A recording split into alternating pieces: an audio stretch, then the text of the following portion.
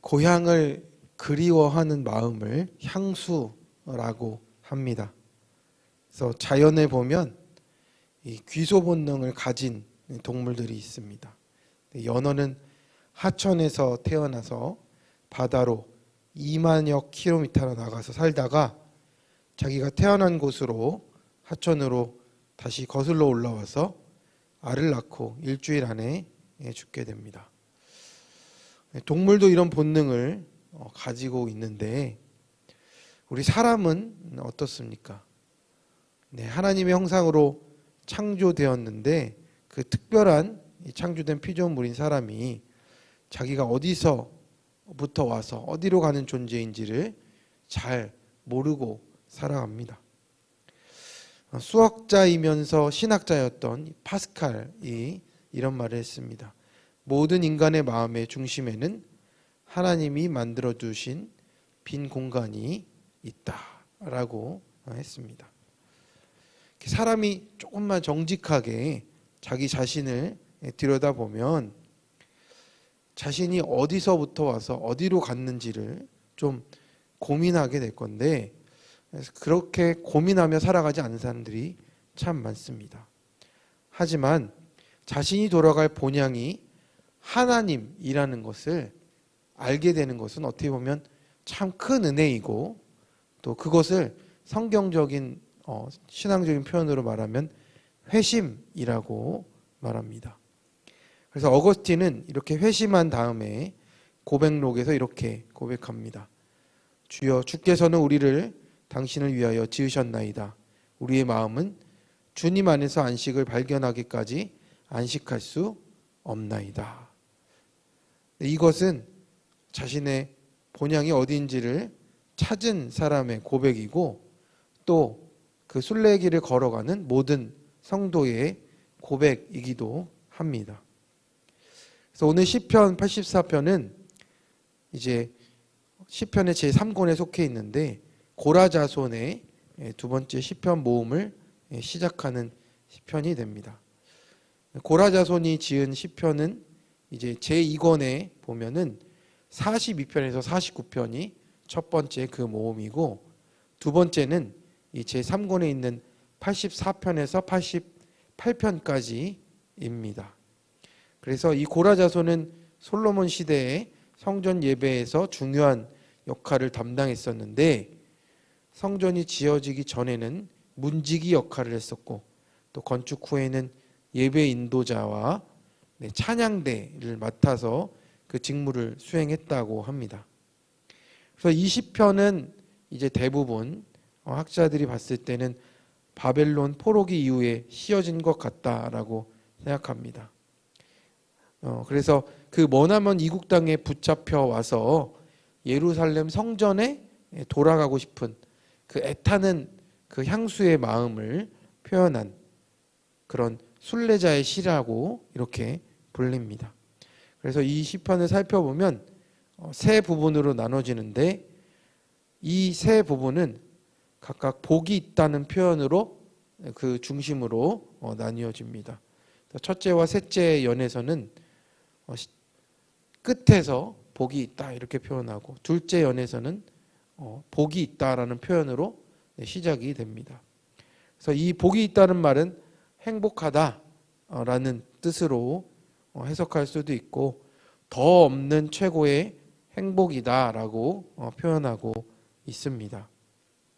그래서 성도들의 순례의 길은 복된 길임을 이 세 번을 통해서 강조하고 있는 겁니다. 그래서 이 앞에서 말씀드렸듯이 사람이, 성도가 회심할 때 자신의 참된 본향이 어디인지를 알게 된다라고 하는 겁니다. 84편은 만군의 여호와여, 주의 장막이 어찌 그리 사랑스러운지요 라고 표현하면서 시작이 됩니다. 이 표현은 사랑하는 연인을 향해서 표현하는 시어처럼 이렇게 표현합니다. 주의 장막을 향해서 어찌 그리 사랑스러운지요 라고 표현하면서 그 사랑을 표현합니다. 이것은 어떤 건물에 대한 그런 표현이 아니고 그곳에 임재하시는 하나님의 그 임재를 사모하는 마음 때문에 그렇습니다. 그리고 또 이 시인은 이 시편에서 만군의 여호와라는 표현을 4번이나 사용합니다. 근데 그 예루살렘을 향해서 가고 싶은데 그곳을 향한 장애물과 방해가 얼마나 많은지, 그 만군의 여호와 하나님을 의지하지 않고서는 그 길을 걸어가는 것이 너무나 힘들기 때문에 그런 고백을 하면서 담대하게 나아가고 있다라는 겁니다.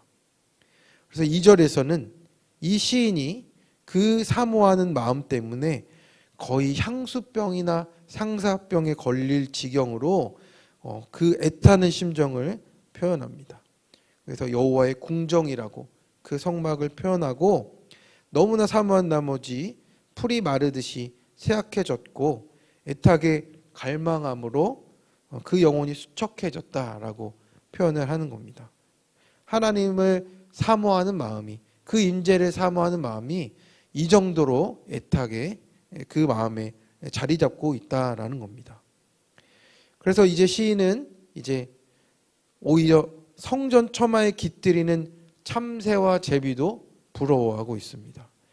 자기는 너무나 가고 싶은데 갈 수 없고 그 길을 아직도 가기에는 먼 타향에 있는 자신들의 처지를 바라보면서 그곳에 있는 참새와 제비는 얼마나 좋을까. 하나님의 품 안에 있는 그 참새와 제비도 부러워하고 있다라는 겁니다. 그래서 4절에 보면 이렇게 첫 연이 마무리가 됩니다. 주의 집에 사는 자들은 복이 있나니 그들이 항상 주를 찬송하리이다. 네, 성도님들, 우리도 이런 애타는 마음과 또 그 애타는 심정으로 하나님을 사모하고 그 임재를 사모하고 찬양하고 있습니까?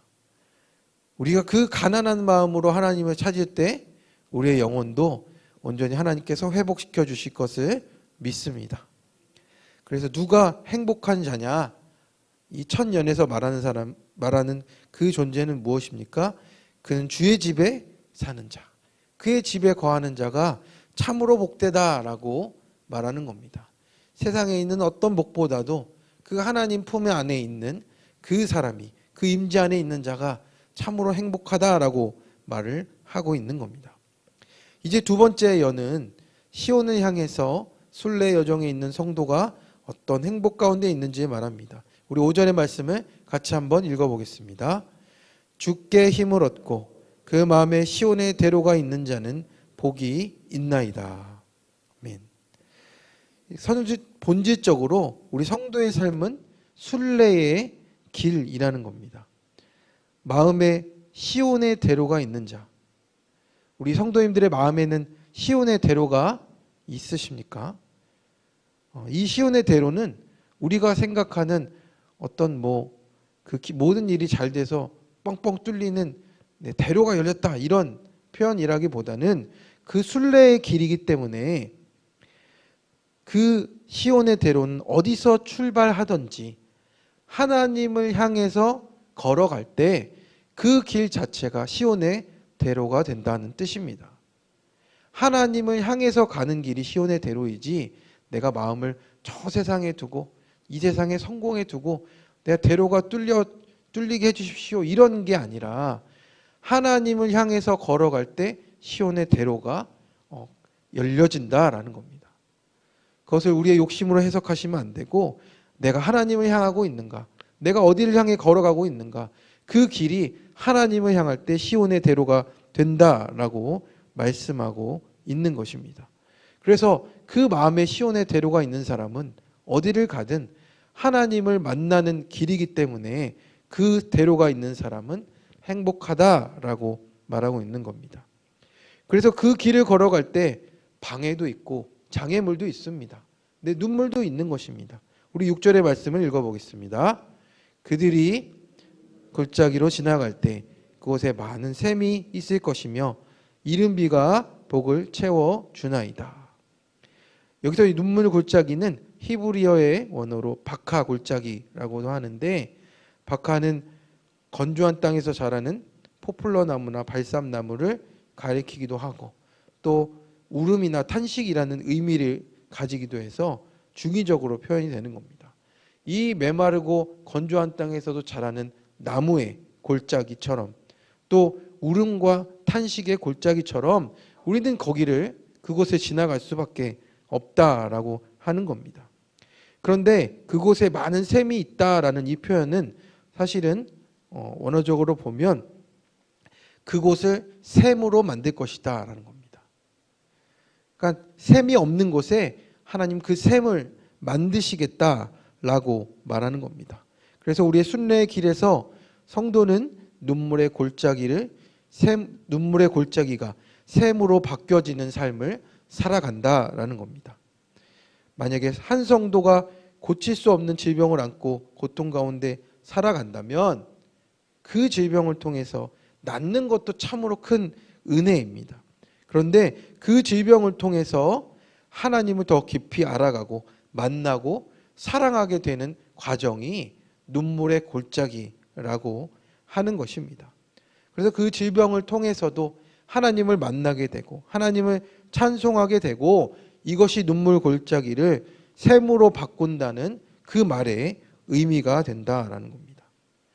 그 고통이 절대로 사소하다는 말이 아니고 그 순례의 여정이 눈물 골짜기도 샘으로 만드시는 하나님의 그 신비한 구원의 은혜를 경험하는 삶이 된다라는 겁니다. 그래서 이런 과정은 그냥 일어나는 것이 아니라 그 눈물 골짜기를 지나는 동안에도 하나님의 약속을 바라볼 때 그것이 일어난다라는 겁니다.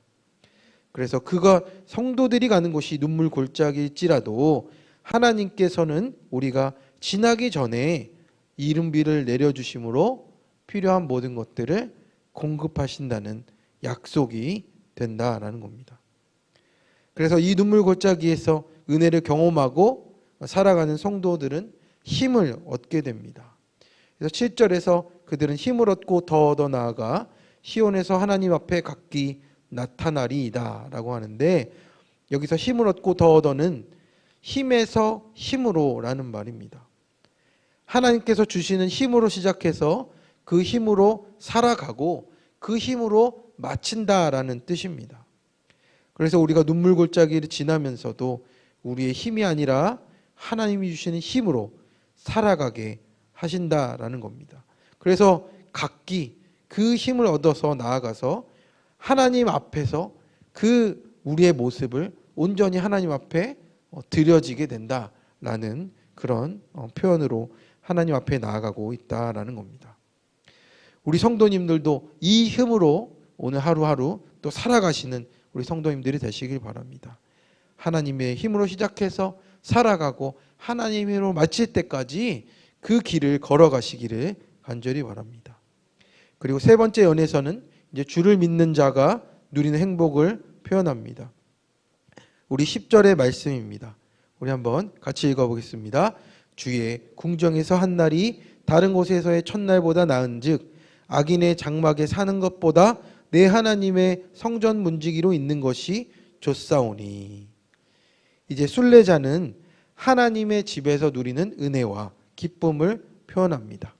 그 임재 안에 있는 시간이 얼마나 행복한지 주의 궁정에서 한 날이 다른 곳에서 첫날보다 낫다라고 하고, 악인의 장막에 사는 것보다 내 하나님 성전의 문지기가 더 낫다라고 고백하는 겁니다. 여기서 성전의 문지기는 어떤 지위를 가진 높은 사람이 아니고 오히려 그 문지방에 서 있고 거지처럼 성전 문지방에 누워 있는 사람 같은 더 낮은 사람을 이라는 표현의 뉘앙스가 전달이 됩니다.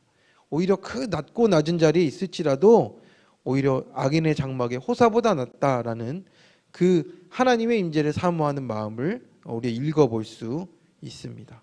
그리고 시인은 이제 11절에서 하나님의 해처럼 생명과 빛과 에너지와 기쁨의 근원이 되시고 방패처럼 우리를 보호해 주심을 고백합니다. 그래서 정직하게 그 순례의 길을 가는 자에게 좋은 것을 아끼지 않으시고 만군의 여호와를 의지하는 자에게 복이 있음을 선포함으로 이 시편이 끝나고 있습니다. 성도님들, 이제 우리는 우리의 순례의 길을 가는 동안 더 중요한 것은 하나님을 향하는 시온의 대로를 우리 마음속에 품으시기를 바랍니다. 그 길이 눈물의 골짜기 같은 곳을 지날지라도, 메마른 곳을 지날지라도 하나님이 함께 하시는 그 길을 걸어가면 우리의 삶에서는 하나님의 그 놀라운 구원의 은혜를 경험하는 삶으로 바뀌어갈 줄로 믿습니다.